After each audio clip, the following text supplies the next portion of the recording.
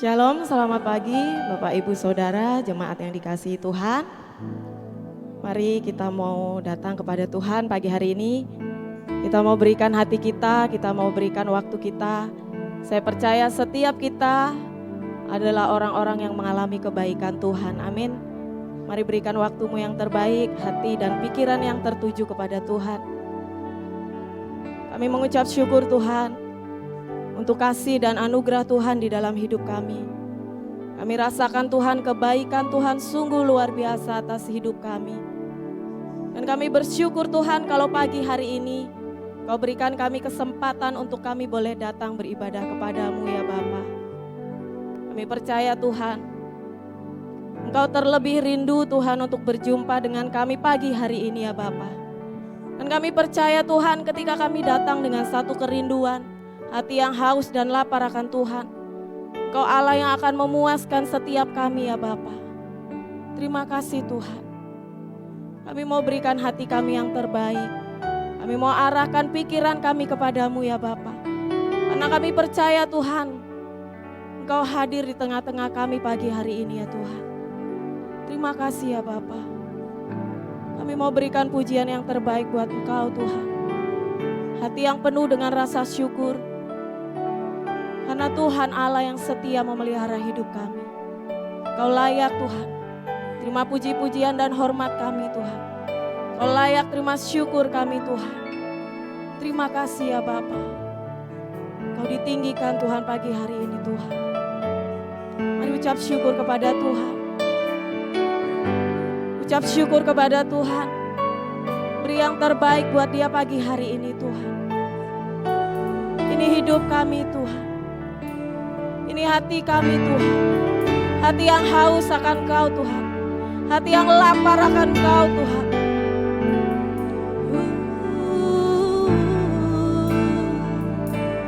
Kami bersyukur Tuhan atas anugerah-Mu. Kami bersyukur Tuhan buat segala perbuatan-Mu. Kami bersyukur Tuhan buat segala kemurahan-Mu. Kami bersyukur Tuhan, Engkau Allah yang setia memelihara hidup kami.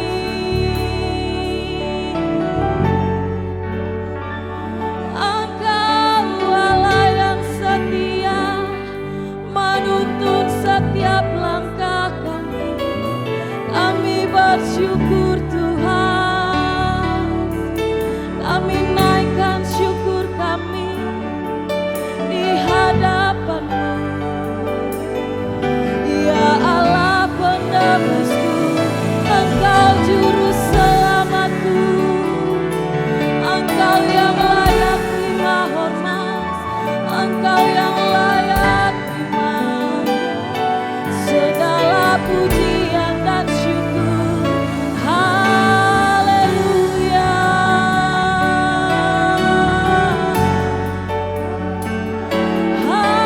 Haleluya. Engkau baik Tuhan. Engkau baik Yesus. Selamanya Engkau baik. Selamanya Engkau Allah yang kami sembah. Terpujilah nama-Mu Tuhan. Terpujilah nama-Mu Yesus.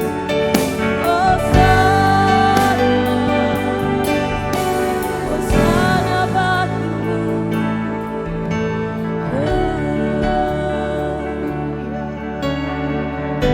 Satu hal yang menjadi kerinduan kami Tuhan, kami mau terus mendekat kepadamu ya Allah.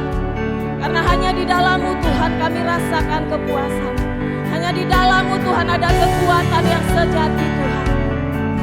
Lebih dalam lagi Tuhan, kami mau sembah Kau di dalam roh dan kebenaran. Haleluya. Satu hal yang ku rindukan ya Tuhan, selalu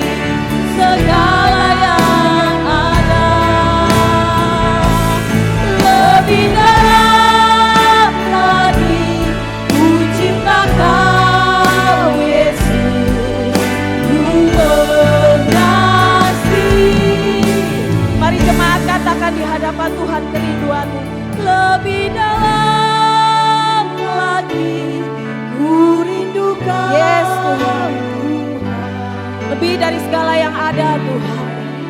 Segala yang ada. Lebih dalam lagi Tuhan.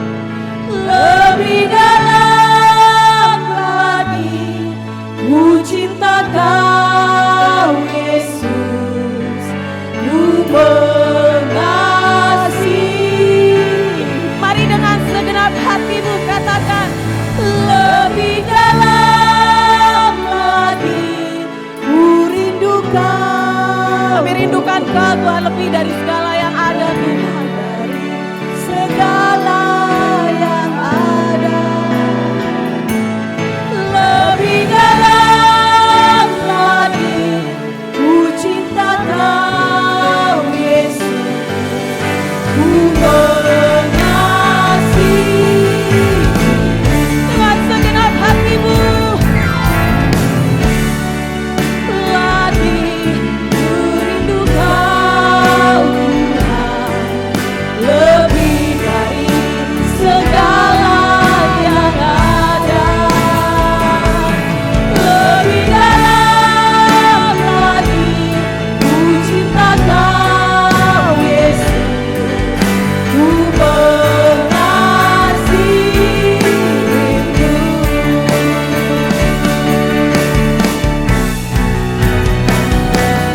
lebih dalam lagi, ku rindu Kau Tuhan, lebih dari segala yang ada.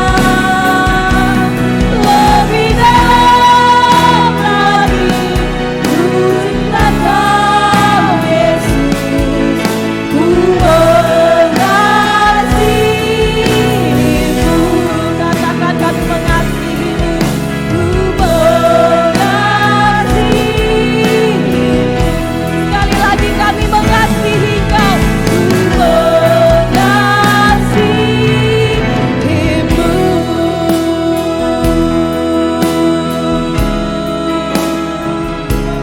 Lebih dalam lagi Tuhan, kami mau mengasihi-Mu dengan segenap kekuatan kami, dengan segenap hati kami. Kami mau mencintai-Mu lebih lagi. Haleluya.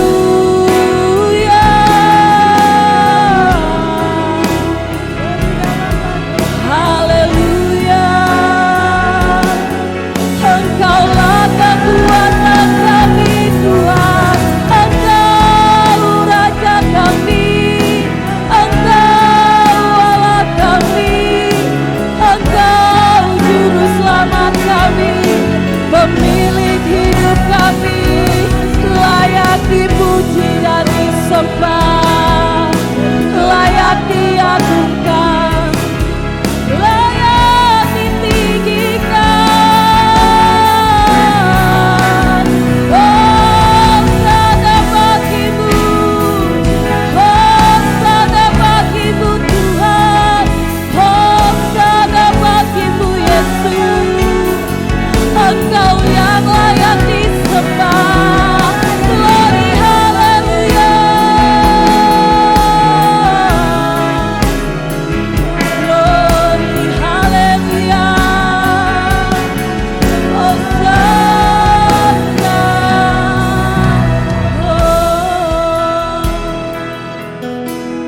Mari jemaat saya undang untuk bangkit berdiri. Kita mau angkat tangan kita di hadapan Tuhan. Kita mau katakan, Tuhan, Kau satu-satunya harta kami yang berharga Tuhan. Tidak ada yang dapat disamakan dengan Kau Tuhan.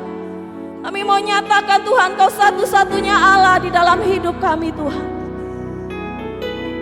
Ini ungkapan hati kami Tuhan. Oh Tuhan Yesus, kerinduan hatiku, mutiara tak ternilai harta milikku. Keindahan-Mu Tuhan. Keindahan-Mu memudahkan dunia. Di mataku Engkau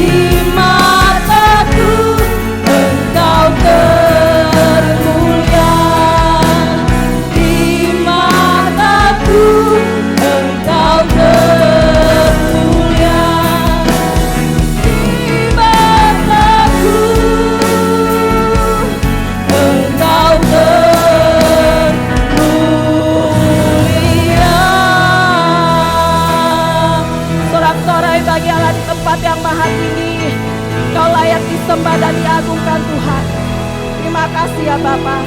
Lebih lagi Tuhan kami mau bersorak-sorai bagi nama-Mu pagi hari ini Tuhan. Mari Tuhan penuhi kami dengan sukacita yang dari surga.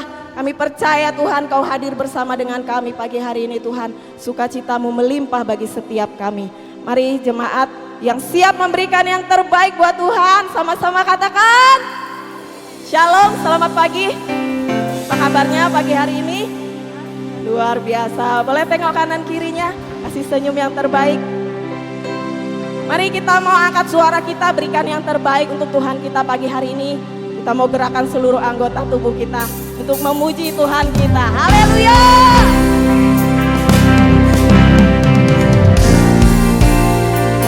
Sebab Kau satu-satunya Allah yang layak disembah.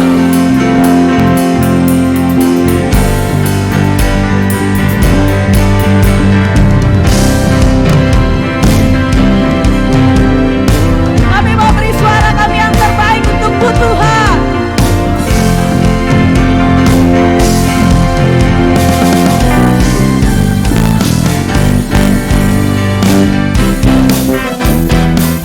Boleh goyangkan badan kita. Kita mau beri yang terbaik untuk Tuhan kita. Angkatlah suaramu, puji dan serukan nama Yesus. Andalkan Tuhanmu, tak bersabar, sebab Dia sanggup.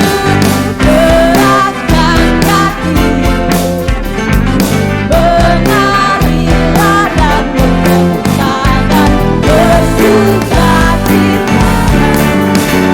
Tak bersabar, sebab Dia sanggup. Sekarang nyanyi kebesaran dan kuatan, bersorak-sorai, bersorak karena kasih telah datang. Nyanyi bagi Dia.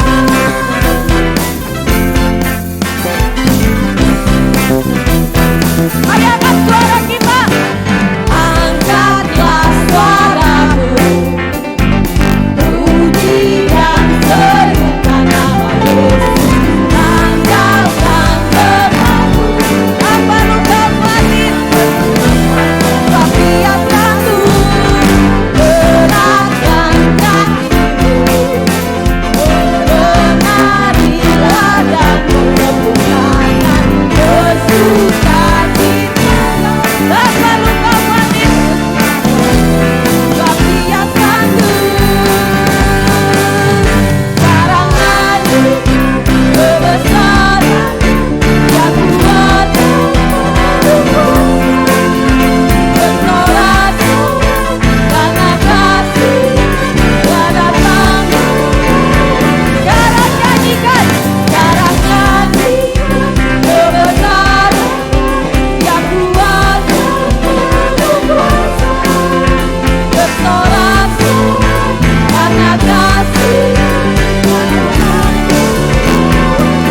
Mari kita katakan, sekarang nyanyi kebesaran yang kuasa, bersorak-sorai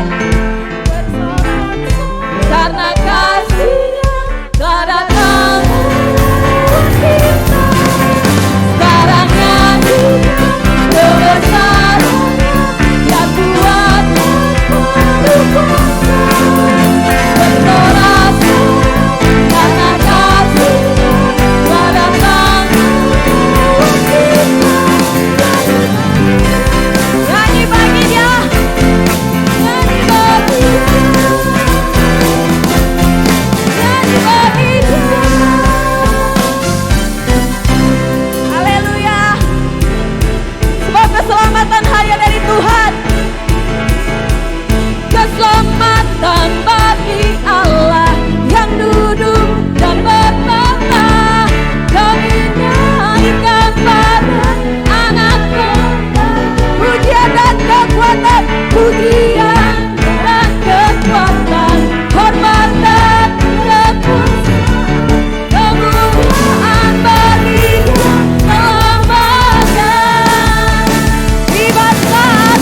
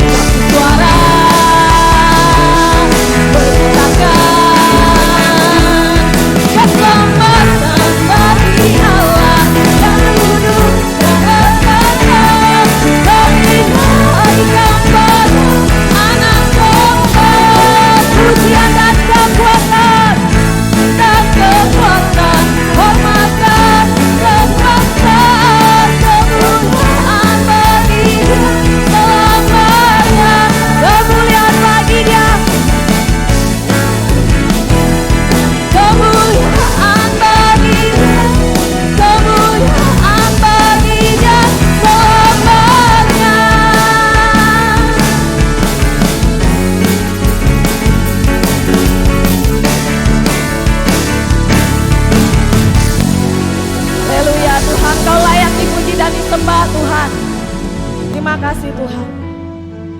Kami bersyukur Tuhan, kami punya Allah yang besar. Dan kami mau jadikan ini Tuhan, kerinduan kami di hadapan-Mu Bapa. Kami mau mengikut Engkau Tuhan, sampai akhir hidup kami ya Bapa. Karena kami sadar Tuhan, hidup kami semata-mata hanya karena anugerah-Mu Tuhan. Kalau kami boleh ada pagi hari ini, kami sadar Tuhan semua karena kemurahan-Mu. Terima kasih Tuhan. Kami mau nyatakan kerinduan kami di hadapan-Mu Tuhan.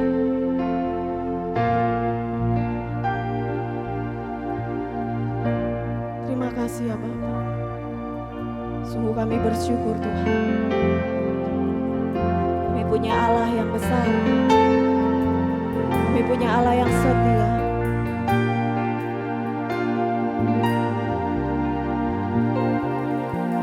Semua karena anugerah-Mu hari ini ada, bukan karena kuatku, namun karena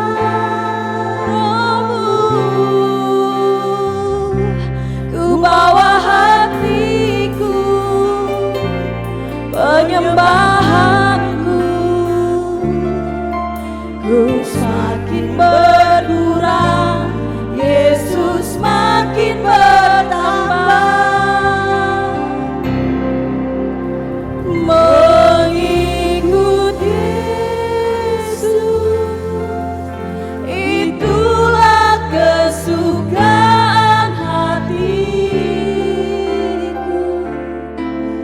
Ku lepas semua hakku untuk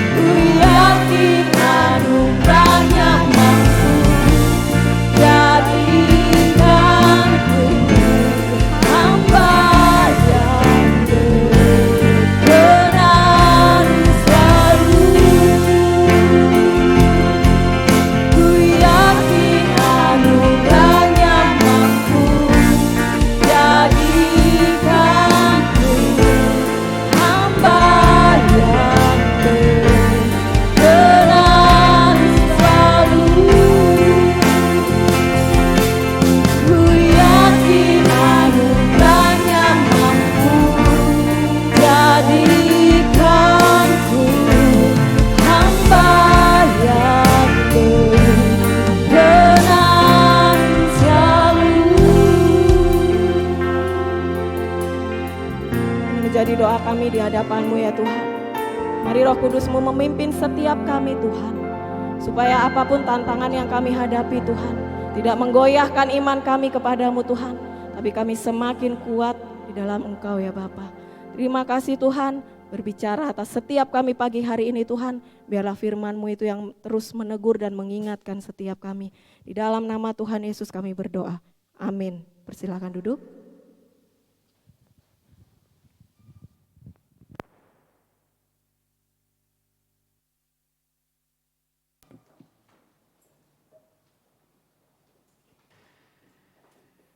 Iya, terima kasih untuk seluruh pelayan yang sudah melayani. Bapak Ibu Saudara, kita sudah memasuki minggu kedua di bulan Agustus.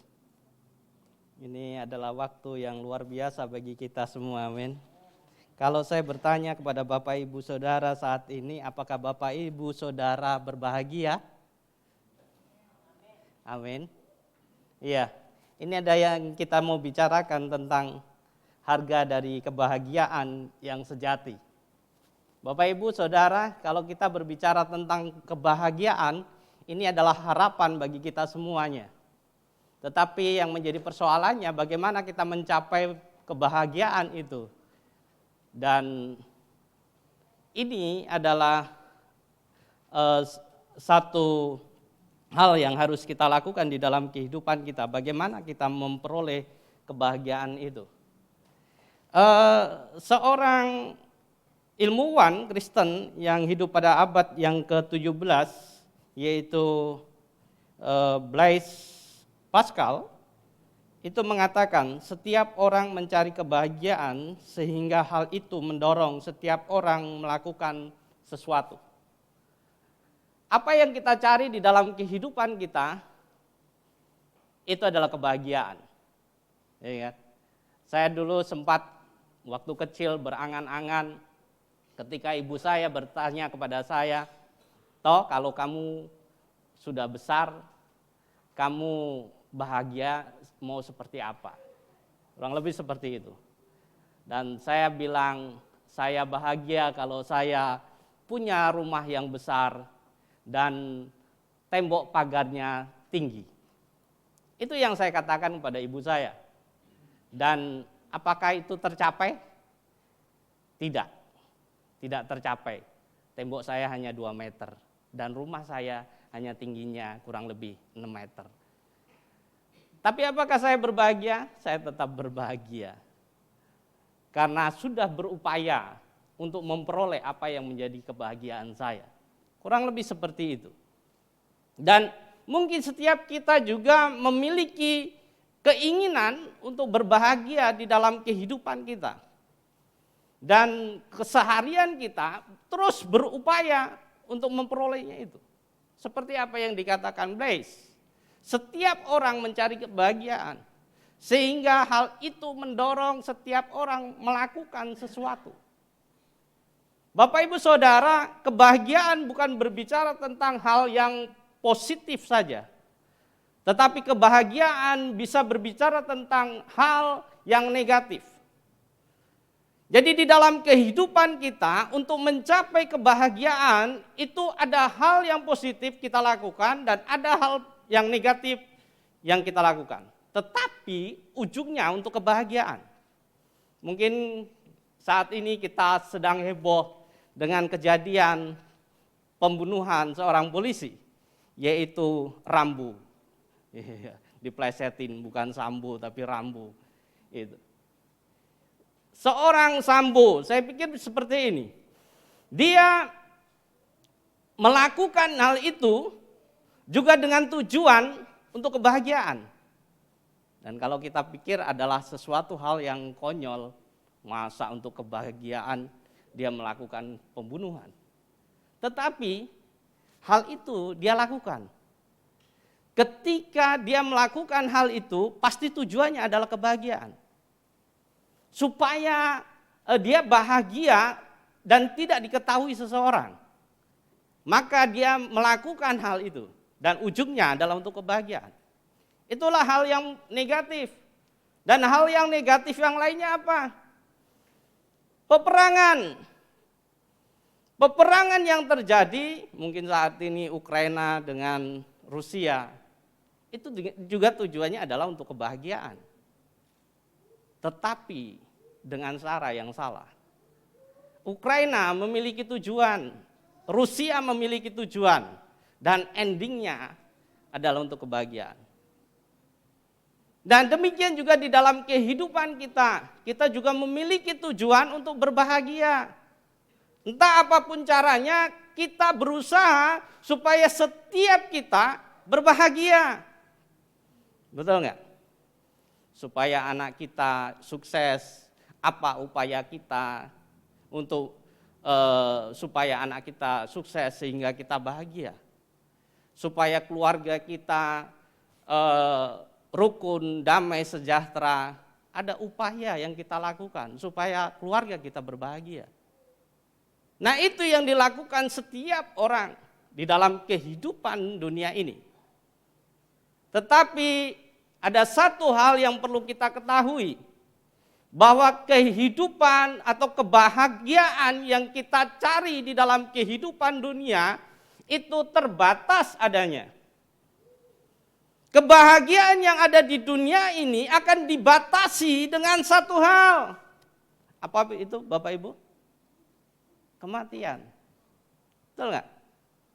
Kematian itu membatasi kebahagiaan kita.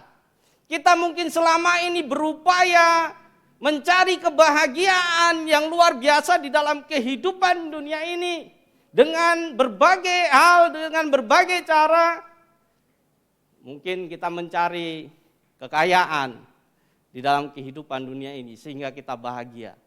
Kita bekerja keras, banting tulang, banting pintu, dan banting segalanya. Iya kan? Supaya kita kaya, dan itu harapan kita supaya kita berbahagia. Mungkin tercapai di dalam kehidupan dunia, tetapi apakah itu akan kita rasakan atau kita nikmati sepanjang zaman atau sepanjang hidup kita? Tidak. Kita akan dibatasi yang namanya kematian. Kita akan dibatasi dengan kematian. Dan Salomo merasakan hal itu. Bagaimana kehidupannya begitu luar biasa dan dianggap sebagai orang yang paling kaya di dalam Alkitab sepanjang zaman sampai sekarang. Tetapi apakah dia menikmati kekayaannya itu sampai sekarang? Tidak. Bahkan anak cucunya juga tidak menikmati sampai sekarang. Kebahagiaan dunia itu terbatas adanya. Dan tidak kekal. Ada satu pengusaha yang sangat luar biasa di masanya. Dia adalah pengusaha Quaker. Jadi pada waktu itu dia membuat Quaker. Ada yang tahu Quaker? Udah pernah makan ini? Sudah? Iya, saya belum pernah makan ini. Iya. Ini adalah Henry Crowell. Dia adalah pengusaha yang luar biasa di masanya. Mungkin Bapak Ibu ingat dengan logo itu. Jadi itu bukan orang yang menciptakan Quaker itu di dalam logonya, tetapi orangnya adalah Henry Crowell. Ya. Dia adalah pengusaha yang luar biasa dan sangat kaya raya di masa itu. Tetapi apa yang menjadi perkataan dia itu sungguh luar biasa. Dikatakan seperti ini, bila hidupku selalu dapat dijalani untuk menyenangkan hati Tuhan, maka aku akan sangat berbahagia. Itu yang dikatakannya. Bapak Ibu, dia kaya, dermawan, dan sangat luar biasa. Tetapi apa yang diungkapkan itu sangat luar biasa sekali. Jadi apa yang dia miliki, apa yang dia dapatkan di dalam kehidupannya, itu tidak menentukan dia berbahagia. Tetapi apa yang dia katakan, bila hidupku selalu dapat dijalani untuk menyenangkan hati Tuhan, itu dikatakannya. Menyenangkan hati Tuhan, maka aku sangat berbahagia. Ini adalah satu ungkapan yang dia katakan ketika dia menjalani kehidupannya sehari-hari dengan apa yang dimilikinya. Ternyata tidak mencukupi apa yang menjadi kebahagiaan hidupnya. Tetapi ketika dia dekat dengan Tuhan dan memberikan terbaik untuk Tuhan, itu dia katakan dia sangat berbahagia. Nah, ini yang diinginkan Allah di dalam kehidupan kita saat ini. Jadi apa upaya yang kita lakukan, apapun yang kita kerjakan selama ini, ketika kita menginginkan satu kebahagiaan di dalam kehidupan kita, maka tidak ada namanya kepuasan yang terjadi di dalam keseharian kita. Betul nggak? Setelah kita memperoleh sesuatu hal, dan kita akan berupaya untuk memperoleh lain hal lagi. Seumpama kita sudah memiliki satu mobil yang mewah, kita akan berusaha untuk memiliki lebih lagi dari apa yang kita miliki. Kita tidak akan puas, kita tidak akan pernah berhenti untuk berusaha, untuk mencapai apa yang menjadi keinginan supaya kita berbahagia. Tetapi apa yang saya katakan tadi, itu semua terbatas. Tuhan inginkan setiap kita untuk menyadari kebahagiaan yang sejati di dalam kehidupan kita. Kebahagiaan seperti apa dan bagaimana memperolehnya, itu yang perlu kita ketahui di dalam kehidupan kita. Untuk itu kita akan belajar bagaimana mendapat kebahagiaan sejati lewat Yesus di dalam Lukas 9 ayat yang ke-57 sampai dengan ayat yang ke-62. Di sini dikatakan kekecilan ya. Mungkin Bapak Ibu punya Alkitab di elektronik bisa atau di HP-nya bisa membukanya. Di situ dikatakan ketika Yesus dan murid-muridnya melanjutkan perjalanan mereka, berkatalah seorang dari tengah jalan kepada Yesus, "Aku akan mengikut engkau kemana saja engkau pergi." Yesus berkata kepadanya, "Serigala mempunyai liang dan burung mempunyai sarang, tetapi anak manusia tidak mempunyai tempat untuk meletakkan kepalanya." Lalu ia berkata kepada seorang lain, "Ikutlah aku." Tetapi orang itu berkata, "Izinkanlah aku pergi dahulu menguburkan Bapakku." Tetapi Yesus berkata kepadanya, "Biarlah orang mati menguburkan orang mati, tetapi engkau pergilah dan beritakanlah kerajaan Allah di mana-mana." Dan seorang lain lagi berkata, "Aku akan mengikut engkau, Tuhan, tetapi izinkanlah aku pamitan dahulu dengan keluargaku." Tetapi Yesus berkata, "Setiap orang yang siap untuk membajak tetapi menoleh ke belakang tidak layak untuk kerajaan Allah." Bapak Ibu Saudara, Yesus dalam perjalanannya menuju Yerusalem, kalau kita baca di dalam perikop ini. Jadi sebelum dia sampai di Yerusalem, dia bertemu dengan orang-orang yang ada di sekitarnya, dan ada 3 orang yang bertanya pada waktu itu dan menyampaikan sesuatu kepada Yesus di dalam hal mengikut Yesus. Kita tahu bahwa mengikut Yesus adalah satu kebahagiaan tersendiri di dalam kehidupan kita. Benar nggak Bapak Ibu? Ada sukacita tersendiri di dalam kehidupan kita. Sebelum saya mengenal Yesus, kebahagiaan saya dipengaruhi dengan apa yang saya miliki, apa yang saya punyai, dan itu berasal dari luar. Jadi ketika saya punya baju bagus, saya berbahagia. Ketika saya punya sepatu bagus, saya berbahagia. Ketika saya punya hal-hal yang baru di dalam kehidupan saya, maka saya berbahagia. Tetapi kebahagiaan itu tidaklah sejati. hanya waktu-waktu tertentu. Dan ketika saya mengenal Yesus, ada kebahagiaan tersendiri yang munculnya dalam diri saya, dalam diri kita, bukan dari luar yang ada. Jadi ada sukacita, kebahagiaan yang muncul di dalam hati saya yang terus menerus itu keluar. Nah, itu kebahagiaan yang berbeda yang dimiliki oleh orang Kristen ternyata. Ketika saya masih beragama di luar, saya mencari kebahagiaan, tetapi tidak memperoleh. Karena kebahagiaan itu ternyata semu semuanya. Tetapi ketika Yesus mendatangi saya, dia memberikan sukacita tersendiri di dalam kehidupan saya. Nah, demikian juga di dalam kehidupan Bapak Ibu Saudara. Amin. Kita jangan dipengaruhi dengan apa yang ada di luar kita, tetapi bagaimana sukacita kebahagiaan itu muncul di dalam diri kita yang berasal dari Allah, itu yang utama.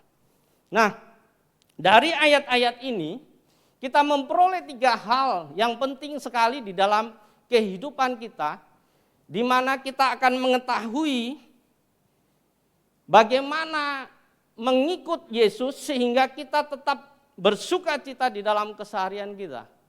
Dan ketiga hal ini seringkali mempengaruhi sehingga kita membiarkan sukacita di dalam diri kita itu terlepas, atau kebahagiaan yang ada di dalam diri kita itu terlepas. Ada 3 hal yang perlu kita ketahui, harga untuk mengikut Yesus. Yang pertama, hidup dengan motivasi yang benar. Iya, ada berbagai motivasi yang mendorong orang untuk mengikuti Yesus. Dan tidak semua motivasi tersebut adalah tepat. Apa yang menjadi motivasi kita itu sangat menentukan bagaimana kehidupan kita. Karena motivasi itu sangat mempengaruhi hasil akhir dari apa yang ingin kita capai di dalam kehidupan kita. Banyak motivasi yang kita miliki untuk mengikuti Yesus. Bukan berbicara tentang keselamatan saja, tetapi ini berbicara tentang bagaimana kedagingan kita berusaha untuk mencapai keinginan kita. Jadi motivasi ini seringkali diembel-embeli dengan kedagingan yang kita miliki. Betul nggak Bapak Ibu? Mungkin kita memiliki motivasi untuk menjadi kaya, ya kan? Untuk menjadi orang yang hebat atau memiliki kedudukan yang tinggi di dalam kehidupan kita. Tetapi bagaimana motivasi kita itu sangat menentukan endingnya. Dan ini seringkali menjadi persoalan di dalam keseharian kita. Hidup dengan motivasi.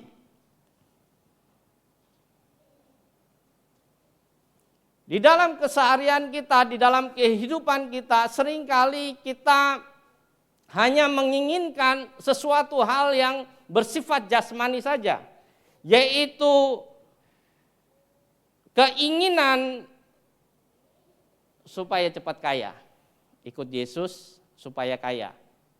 Ada nggak motivasi seperti itu atau keinginan seperti itu? Saya ikut Yesus lah, biar kaya. Ada satu kesaksian di Kesan, dia bertemu dengan orang-orang yang di sekitarnya, terus orang itu berpikir bahwa ikut Yesus enak ya, hutangnya dilunasi semua, gitu. Ada orang yang berpikir seperti itu dan dia penasaran, coba ikut Yesus ya, pasti hutangnya dilunasi semua. Itu motivasi. Dan seringkali kita memiliki motivasi-motivasi yang salah di dalam mengikut Yesus. Ternyata prosesnya tidak seperti itu. Atau motivasi yang lain. Kita ikut Yesus, enak ya jadi orang Kristen, kan gitu. kayaknya hidupnya damai, tentrem gitu kan. Terus sehingga dia cemburu dan berusaha mengikuti Yesus dengan motivasi. Tetapi setelah ikut Yesus, kenyataan tidak seperti itu. Ada proses yang harus dihadapi. Betul nggak, Bu? Apakah ikut Yesus terus hutangnya selesai? Tidak. Apakah ikut Yesus terus damai, sukacita terus muncul tiba-tiba atau sejak itu juga? Tidak. Apakah ikut Yesus persoalan keluarga kita selesai? Tidak. Ada proses yang harus kita hadapi di dalam kehidupan kita. Sehingga kita harus memiliki motivasi yang benar ketika ikut Yesus. Motivasi yang baik ketika ikut Yesus. Nah, itu yang harus kita miliki. Dan hal ini kita bisa lihat dari apa yang dikatakan oleh orang yang pertama ketika Yesus mengatakan sesuatu kepadanya. Kita lihat di dalam Lukas 9 ayat yang ke-57. Ketika Yesus dan murid-muridnya melanjutkan perjalanan, berkatalah seorang di tengah jalan kepada Yesus, "Aku akan mengikut engkau kemana saja engkau pergi." Betul nggak? Ini sepertinya satu ungkapan atau perkataan yang luar biasa sekali. Semangat sekali dia mengikut Yesus ya. Kan di situ dikatakan, "Aku akan mengikut engkau Tuhan, kemana saja engkau pergi." Gitu. Dia katakan seperti itu. Tetapi apa yang dikatakan Yesus? Karena dia tahu motivasi dari orang yang berkata seperti itu. Dikatakan serigala mempunyai liang dan burung mempunyai sarang. Tetapi anak manusia tidak mempunyai tempat untuk meletakkan kepalanya. Apa sih maksud dari perkataan Yesus terhadap orang yang pertama? Ini perlu kita pahami. Kalau kita lihat tadi saya katakan yang pertama, begitu yakinnya orang itu untuk mengikut Yesus. Ini adalah satu semangat yang luar biasa kalau kita pikirkan. Tetapi Yesus tahu motivasi dari orang tersebut.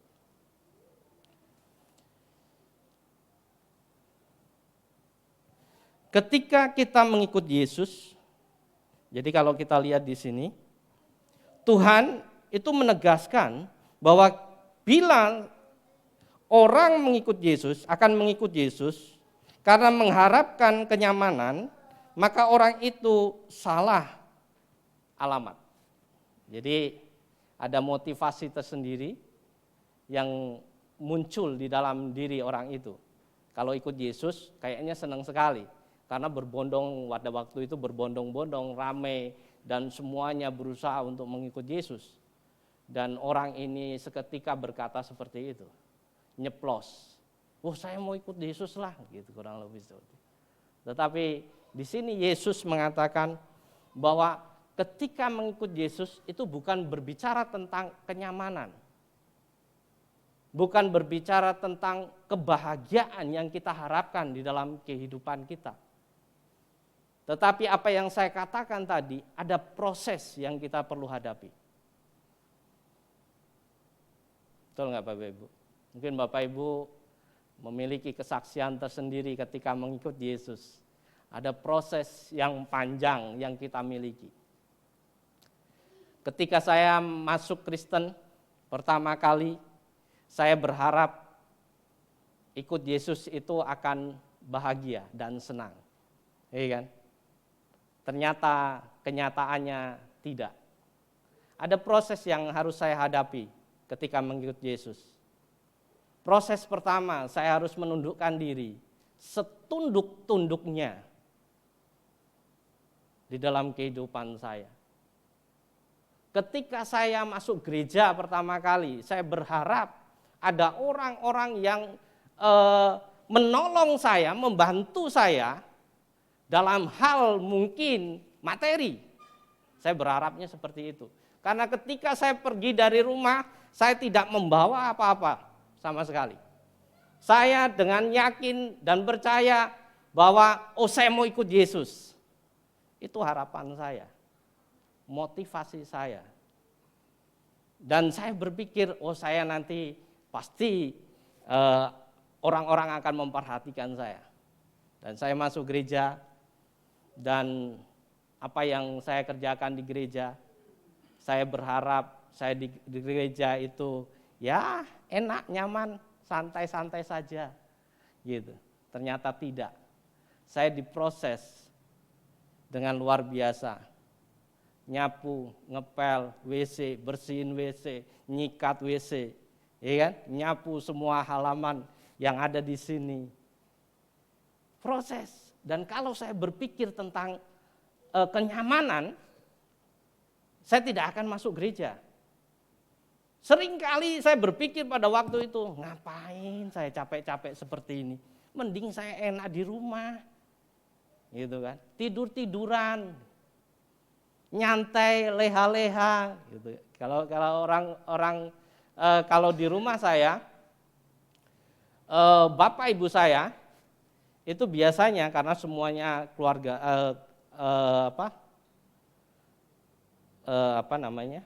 keluarga saya, maksudnya adik kakak saya semuanya laki-laki, jadi cuek semua, nyantai aja, tidur siang, ya kan, bangun siang, terus tidur malam, gitu. Itu yang dilakukan kita. Dan kalau mau kerja ya syukur, nggak kerja ya sudah, gitu. Jadi menikmati hidup di rumah. Padahal ya menuju kesengsaraan itu. Tetapi ketika masuk gereja, saya harus menghadapi itu semua. Pagi-pagi harus bangun, ya kan? Pagi-pagi bangun suruh berdoa. Itu salah satu disiplin rohani yang harus saya lakukan, membaca Alkitab. Setelah selesai membaca Alkitab, saya harus siap-siap untuk bersih-bersih, ya kan, nyapu, ngepel dan lain sebagainya. Dan proses selanjutnya sangat panjang sekali. Sehingga saya terus bertahan sampai di sini, sampai 20 tahun lebih bertahan di sini. Itu. Tetapi Tuhan kita luar biasa. Motivasi kita itu sangat menentukan dan akan terlihat bagaimana kehidupan kita. Ketika kita memiliki motivasi yang benar, maka proses yang kita hadapi itu akan berjalan dengan baik. Dan jangan pernah keluar dari proses Allah. Ketika kita keluar, maka apa yang diinginkan Allah di dalam kehidupan kita itu tidak akan tercapai. Tidak ada goal yang ada di dalam kehidupan kita secara pribadi. Motivasi itu hal yang penting sekali untuk kita ketahui.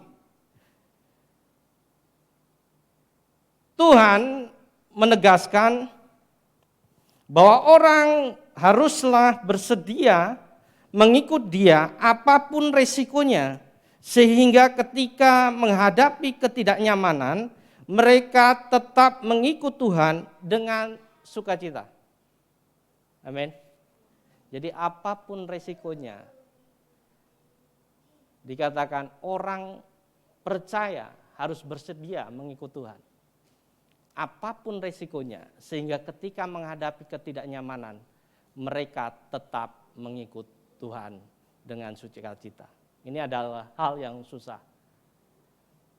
hal yang sulit, tetapi perlu kita usahakan sehingga kita mencapai motivasi yang benar, motivasi yang baik sesuai kehendak Allah. Kemudian yang kedua, harga untuk mengikut Yesus. Hal ini dikatakan oleh orang yang kedua, hidup dengan prioritas yang benar. Sesungguhnya prioritas kehidupan kita merupakan cerminan dari tata nilai kita. Jadi apa yang menjadi prioritas kita itu tata nilai kita. Ketika kita memprioritaskan sesuatu, maka kita akan menata kehidupan kita sebaik mungkin. Sehingga apa yang menjadi prioritas kita itu pasti menjadi yang utama di dalam keseharian kita. Betul nggak? Kalau kita prioritasnya tentang kebersihan, cuma satu contoh seperti itu. Maka kita akan menata kehidupan kita untuk mencapai kebersihan itu. Dengan upaya yang kita lakukan. Betul nggak? Kalau kita ingin bersih, maka kita akan selalu bersih-bersih di rumah. Itu prioritas. Jadi prioritas utamanya adalah bersih-bersih. Supaya semuanya bersih. Dan apa yang kita lakukan? Yang bersih-bersih. Terus bersih-bersih. Seumpama prioritas kehidupan kita hal yang lainnya lagi. Anak seumpamanya menjadi prioritas. Maka kita akan berusaha supaya anak ini sukses di dalam kehidupannya. Kita berupaya sebaik mungkin. Dan kita akan meninggalkan prioritas yang lainnya. Tata nilai yang lainnya. Ketika kita berusaha memprioritaskan supaya anak kita sukses, maka kita akan mengabaikan hal yang lainnya. Betul nggak? Seumpama ada prioritas lain, harus bersih, harus benerin mobil, seumpama seperti itu. Tapi pada waktu itu anak kita harus bayar sekolah. Kita memiliki prioritas untuk menjadikan anak kita sukses. Apa yang kita lakukan? Benerin mobilnya terakhirlah. Ini untuk anakku dulu. Gitu. Ini untuk menyelesaikan sekolahnya. Itu prioritas. Sehingga hal yang lain itu pasti kita abaikan.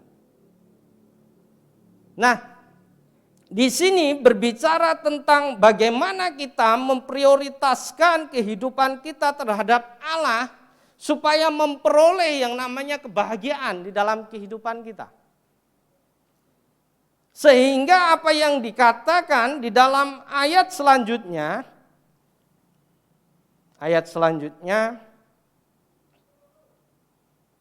yaitu di ayat yang ke-60.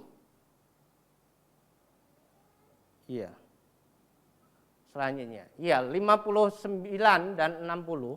Dikatakan lalu ia berkata kepada seorang lain, ikutlah aku.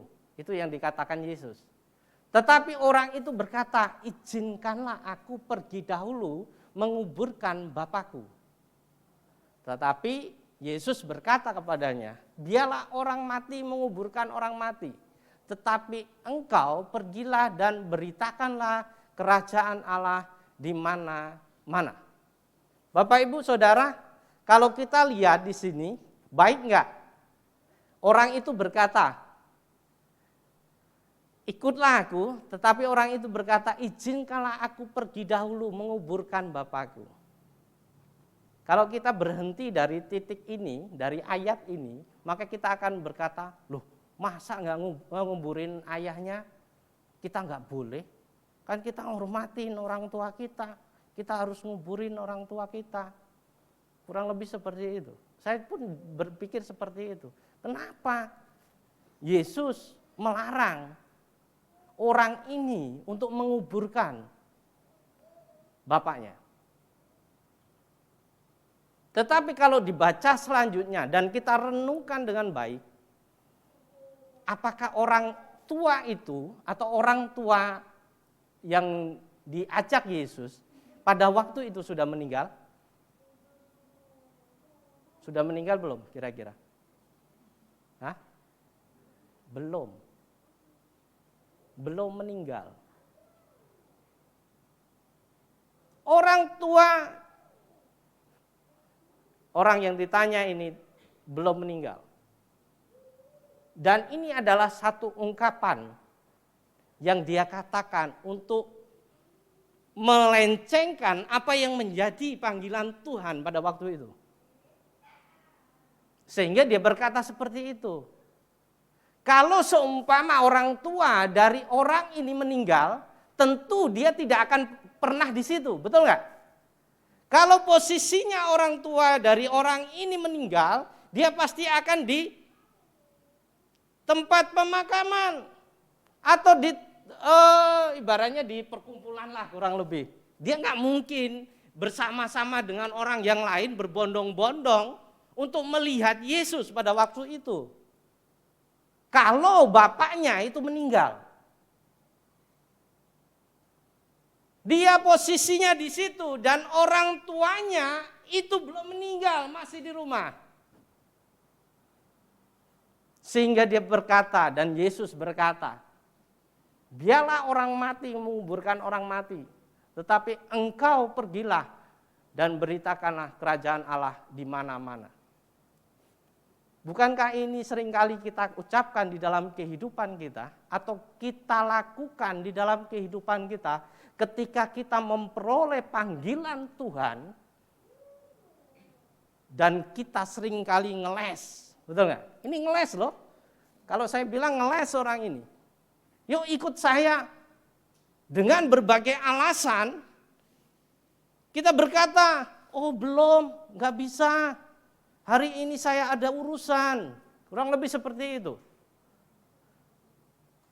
Nah seringkali kita juga ditanya oleh Tuhan, ayo ikut aku. Tetapi kita berpikir, oh saya belum tua, nanti aja kalau sudah tua, saya ikut engkau, berserah penuh kepada engkau. Sudah tidak bisa apa-apa Bapak Ibu. Seringkali kita memberikan diri kita ketika kita sudah tidak mampu sama sekali. Ketika kita sudah sakit-sakitan. Sementara ketika kita masih muda, kita seringkali ngeles apa yang menjadi panggilan Tuhan di dalam kehidupan kita. Dan ketika kita sudah tua kita berkata, oh Tuhan pakailah saya yang sudah terbaring mungkin di rumah sakit, koma dan tidak bisa apa-apa. Tetapi ketika masih muda dan gagah, kita tidak pernah meresponi apa yang menjadi panggilan Tuhan. Kita mengelak dengan alasan, dengan upaya yang begitu rupa. Padahal itu adalah tanggung jawab setiap kita untuk meresponi apa yang menjadi panggilan Tuhan. Apa yang menjadi keinginan Tuhan di dalam kehidupan kita. Sehingga kita seringkali memberikan apa yang sisa di dalam kehidupan kita. Bagaimana Tuhan mau pakai? Bagaimana Tuhan mau memberikan sesuatu hal? Sementara kita tidak pernah memberikan yang terbaik di dalam diri kita. Ini yang dia lakukan. Orang yang ketiga. Ketika Yesus mengajak, ketika Yesus menyuruh supaya mengikut dia, banyak motivasi, banyak cara supaya kita menghindarinya. Hidup dengan prioritas yang salah. Prioritas kedagingan kita akan mempengaruhi bagaimana kita hidup di dalam kebahagiaan, sukacita di dalam Tuhan.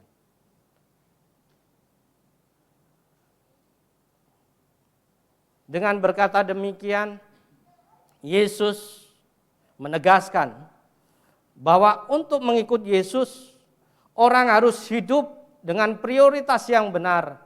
Dalam hal ini memprioritaskan kerajaan Allah dan kebenarannya lebih dari semua hal yang lain. Kebahagiaan sejati itu adalah hal yang kita inginkan di dalam kehidupan kita.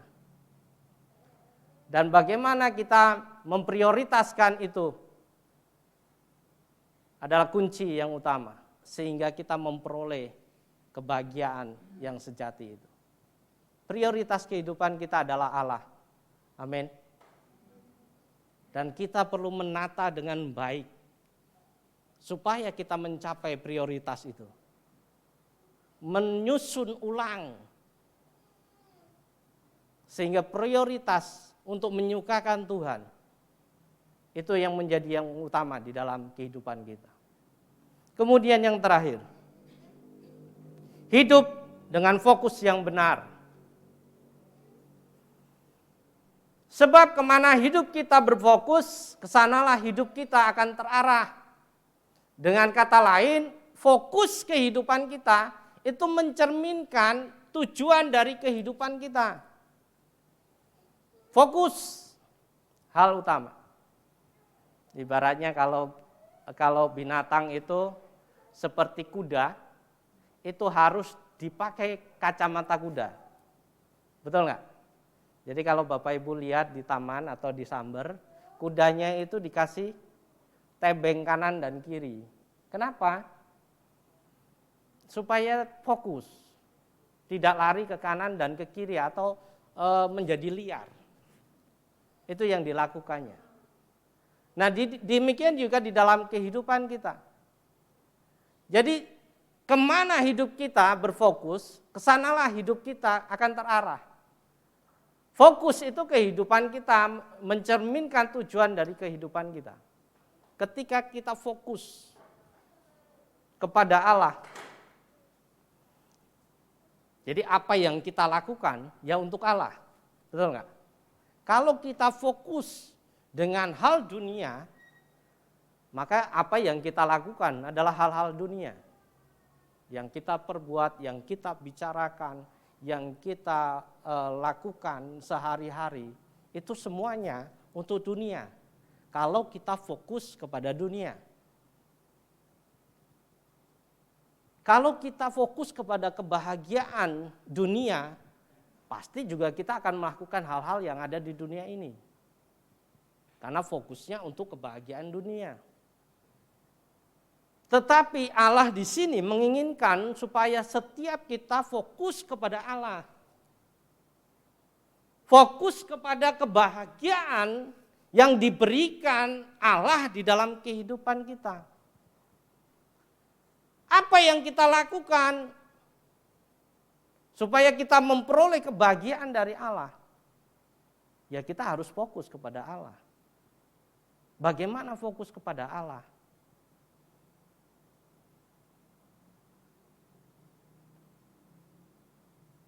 Ya berusaha dekat dengan Allah, terus menerus setiap hari.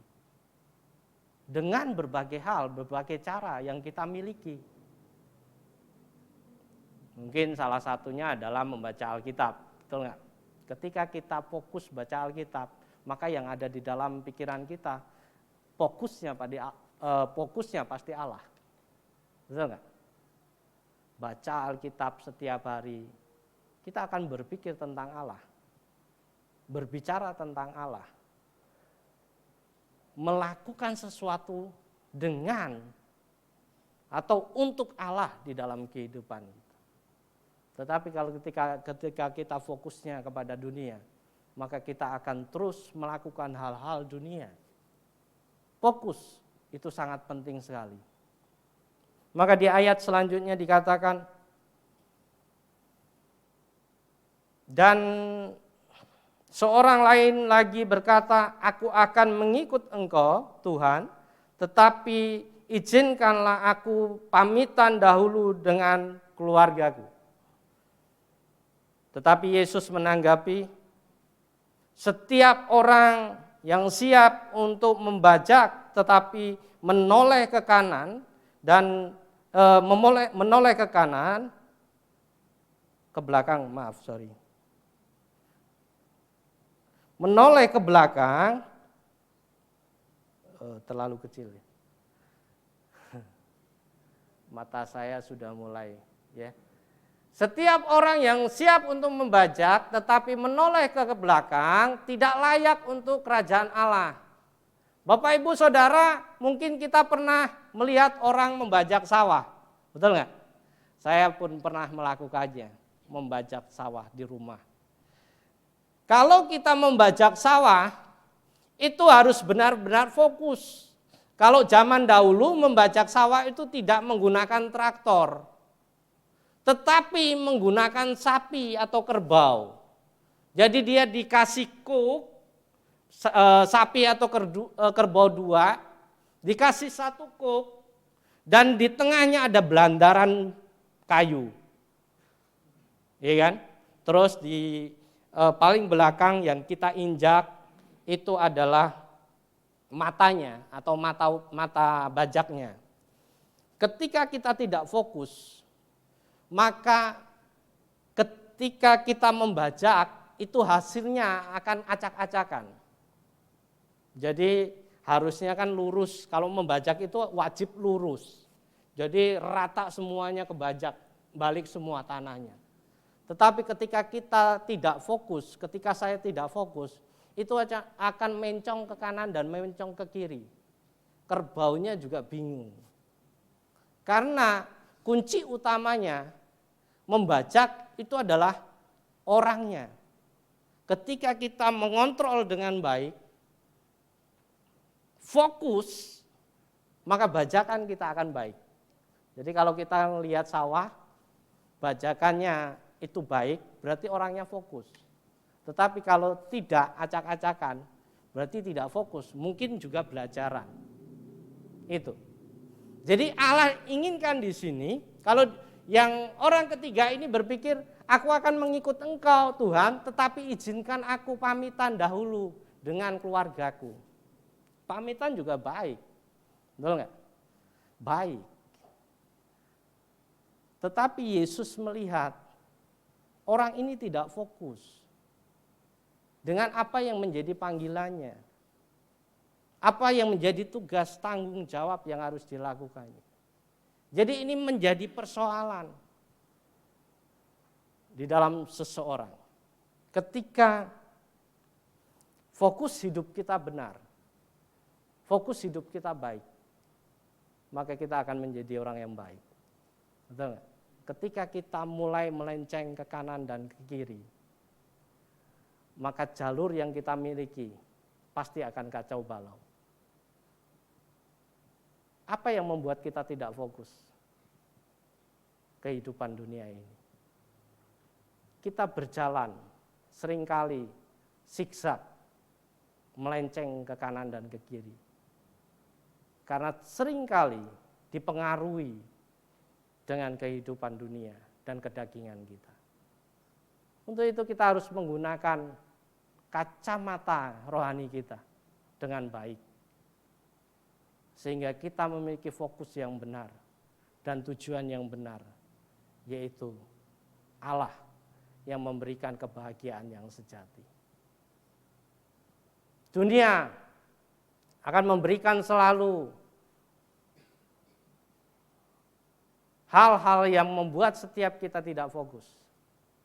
Tetapi Tuhan ingin supaya kita selalu mendekat kepada Tuhan sehingga kita fokus. Seperti halnya ketika kita membajak sawah, kita harus fokus ke depan sehingga alur bajakannya itu tidak melenceng ke kanan ke kiri. Fokus kepada alur yang sudah ada, yaitu alurnya Tuhan. Penutup.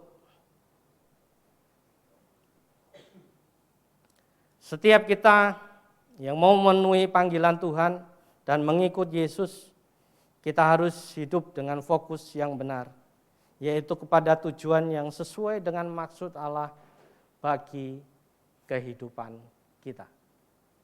Penutupnya, kebahagiaan dapat kita peroleh dengan berbagai cara. Namun kebahagiaan sejati hanya kita dapatkan ketika kita hidup menurut tujuan Allah. Seperti apa yang saya katakan tadi, banyak kebahagiaan atau banyak cara untuk memperoleh kebahagiaan. Tetapi hanya Allah yang memiliki kebahagiaan sejati di dalam kehidupan kita. Perbarui motivasi kita, prioritas kita, fokus kita, sehingga layak di hadapannya. Dengan meresponi dan komitmen terhadap panggilannya, maka kita akan memperoleh kebahagiaan yang sejati. Amin. Kita berdoa.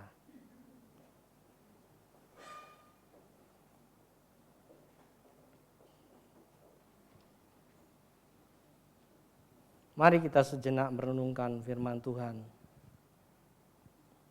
Kita tahu mungkin selama ini kita memiliki banyak angan-angan supaya kita memiliki kebahagiaan yang sejati di dalam kehidupan kita. Tetapi seringkali kita melenceng dari apa yang menjadi tujuan Allah. Kita menginginkan kebahagiaan yang semu. Kebahagiaan yang ada batasnya. Karena kita tahu kita akan menghadapi yang namanya kematian. Pagi hari ini kita diingatkan kembali. Kebahagiaan sejati hanya ada di dalam Tuhan. Untuk itu setiap kita harus menyadari hal ini. Dan kembali kepada rancangan yang Tuhan inginkan. Sehingga kita harus kembali fokus. Kembali memperbaharui prioritas kita. Keinginan kita. Sehingga apa yang menjadi tujuan Allah tercapai di dalam kehidupan Bapak Ibu Saudara. Terima kasih ya Tuhan. Kami sungguh bersyukur ya Tuhan atas pagi ini Tuhan. Kami diingatkan kembali apa yang menjadi tanggung jawab kami. Apa yang harus kami lakukan Tuhan untuk kami memperoleh kebahagiaan yang daripada Engkau. Nyatakan itu lebih lagi Tuhan di dalam kehidupan kami, pribadi lepas pribadi. Sehingga Engkau berkarya penuh Tuhan. Dan Engkau Allah yang terus menaungi kami di dalam kasih-Mu. Terima kasih, kami bersyukur di dalam nama Tuhan Yesus Kristus. Amin.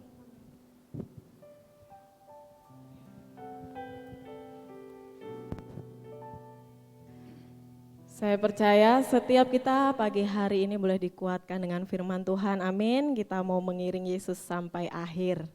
Mari kita akan saksikan beberapa pengumuman sepanjang minggu ini.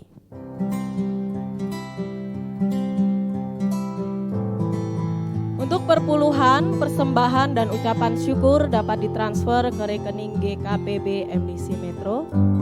Berikut adalah laporan keuangan perpuluhan.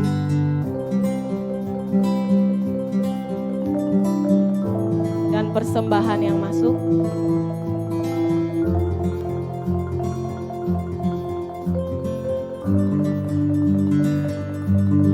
Selamat ulang tahun untuk Bapak Indratno tanggal 15 Agustus, Ibu Lina 17 Agustus, Bapak Bobi 18 Agustus, Ibu Marta 18 Agustus, dan Ibu Awe tanggal 18 Agustus. Tuhan Yesus memberkati.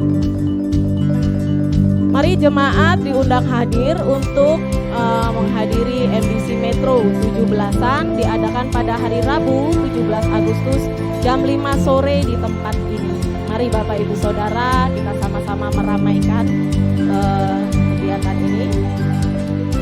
Hadiri jaringan doa anak Jumat tanggal 19 Agustus jam 4 sore di GKSBS Metro. Bagi Bapak Ibu Saudara yang punya anak-anak bisa tolong diantar ke GKSBS. Dibuka kelas pelayan musik untuk piano, gitar, bass, dan drum. Pendaftaran dapat menghubungi Bang Hendri. Ini gratis ya Bapak Ibu. Dibuka kesempatan bagi Bapak Ibu Saudara yang rindu untuk melayani sekolah minggu dapat menghubungi Ibu Lili.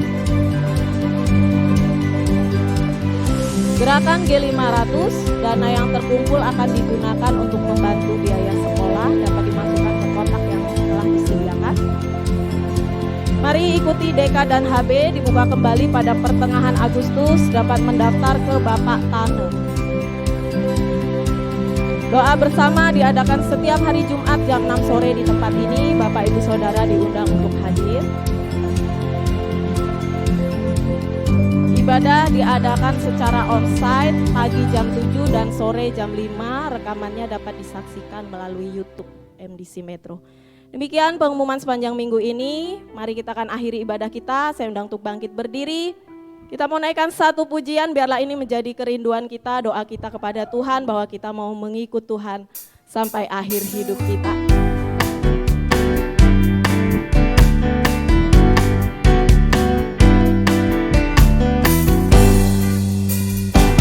Tiada ku ragu lagi untuk mengikut-Mu Yesus.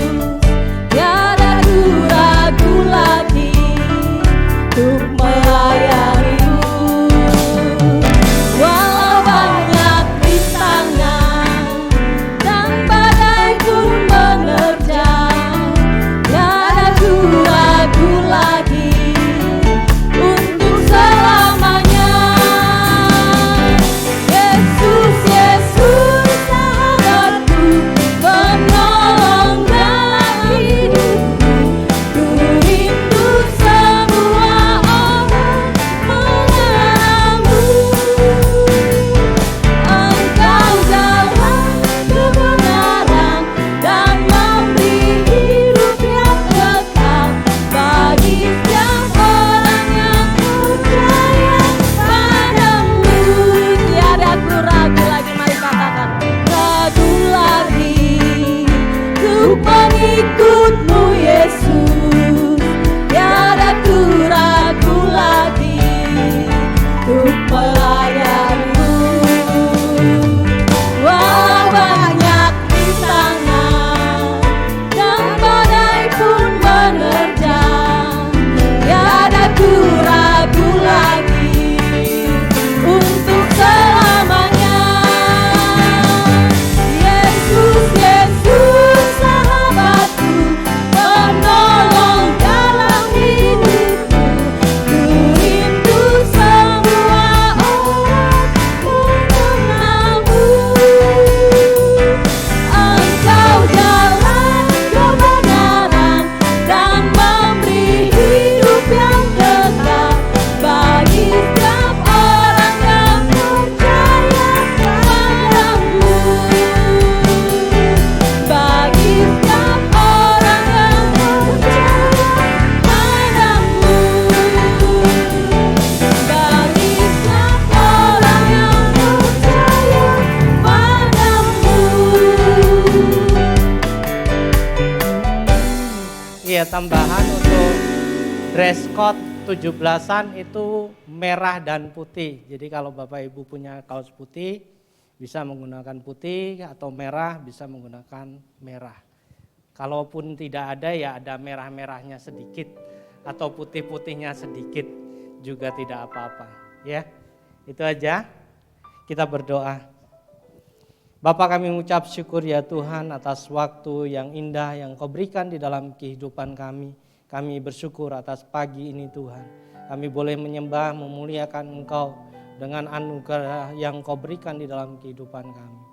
Kekuatan, kesehatan yang Kau berikan ini adalah hal yang luar biasa Tuhan. Kami bersyukur Tuhan, pakai setiap kami Tuhan untuk kepanjangan tangan-Mu Tuhan, untuk memuliakan nama-Mu Tuhan. Terus menerus di dalam keseharian kami ya Bapa. Sertai kami. Kami bersyukur Tuhan atas firman pada pagi hari ini Tuhan. Ajar kami, bimbing kami sehingga kami memahami akan panggilan yang Kau berikan di dalam kehidupan kami. Sehingga apa yang menjadi tujuan, yaitu memperoleh kebahagiaan yang sejati, kami dapatkan di dalam Engkau ya Bapa. Terima kasih, biarkan firman ini tertanam dan tumbuh di dalam setiap kami. Kami boleh menjadi berkat buat orang-orang yang ada di sekitar kami Tuhan. Dan nama-Mu dipermuliakan. Bapa, kami juga berdoa Tuhan untuk bangsa dan negara kami Tuhan. Kasih anugerah-Mu turun atas bangsa ini Tuhan. Di dalam segala persoalan yang terjadi, masalah-masalah yang terjadi, Engkau Allah turut andil ya Tuhan untuk menyelesaikan masalah-masalah yang ada. Di dalam setiap pemimpin kami yang Kau tunjuk mereka Tuhan untuk bangsa ini Tuhan. Kami percaya Engkau memberikan hikmat tersendiri di dalam kehidupan mereka Tuhan. Sehingga persoalan-persoalan dapat terselesaikan dengan baik ya Bapak. Berkati bangsa ini Tuhan. Berkati dari Sabang sampai Merauke. Semuanya hanya untuk kemuliaan nama-Mu Tuhan. Pakai juga gereja-Mu Tuhan untuk kepanjangan tangan-Mu Tuhan. Sehingga gereja-Mu boleh andil dan berguna bagi bangsa kami ya Tuhan. sehingga bangsa kami penuh dengan kemuliaan nama-Mu. Kami juga berdoa Tuhan untuk kota Metro Tuhan. Kasih anugerah-Mu juga turun atas kota ini Tuhan. Engkau Allah yang menaungi kota ini, menutup bungkus kota ini dengan kuasa darah-Mu Tuhan. Penyertaan-Mu nyata Tuhan. Dengan situasi-situasi yang terjadi Tuhan, Engkau memberikan damai sejahtera atas kota ini.